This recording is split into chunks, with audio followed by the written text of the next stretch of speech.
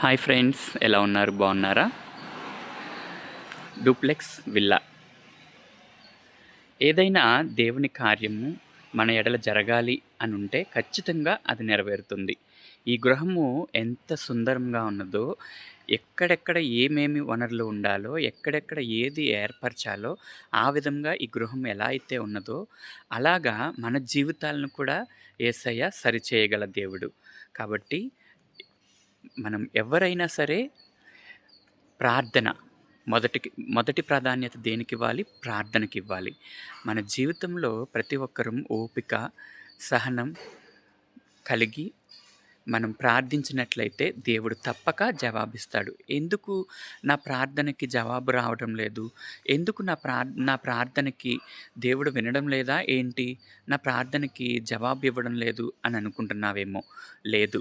ఈ గృహం చూడండి ఎంత అందంగా ఉన్నదో. ఈ గృహం ఎలా అయితే అందంగా ఉన్నదో, నీ జీవితాన్ని కూడా దేవుడు ప్రార్థన ద్వారా నీ స్థితిని, నీ పరిస్థితిని, నీ ఆలోచనల్ని మార్చబోతున్నాడు. ఈ నూతన సంవత్సరంలో ఈ నూతన గృహము ఎలా అయితే ఉన్నదో, ఆ విధంగా నీ జీవితాన్ని దేవుడు చేయబోతున్నాడు. కాబట్టి ప్రతి ఒక్కరము శ్రద్ధ కలిగి ప్రార్థన చేస్తే ఆశపడు ప్రాణాన్ని ఆయన ఖచ్చితంగా తృప్తిపరుస్తారు. యెహోవా ఇల్లు కట్టించిన ఎడల దాని కట్టివారి ప్రయాసము వ్యర్థమే. యెహోవా పట్టణమును కాపాడిన ఎడల దాని కావలి కాయువారు మేలుకుని ఉండుట వ్యర్థమే అని సెలవిస్తున్నారు.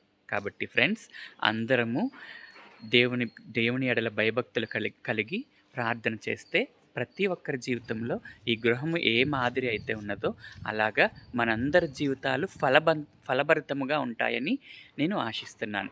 కాబట్టి ప్రతి ఒక్కరూ ప్రార్థన ద్వారా పరిస్థితులను దేవుడు మార్చగల శక్తి దేవునికి ఉంది. కాబట్టి ప్రతి ఒక్కరూ ప్రార్థించండి. ఉదయకాలము, మధ్యాహ్న కాల సమయము, సాయంకాల సమయంలో ప్రతి ఒక్కరూ ప్రార్థించుకొని ఈ గృహము మాదిరి మన జీవితములు, మన పరిస్థితులు, మన కుటుంబములు అందంగా మార్చుకుందాం. Praise lord.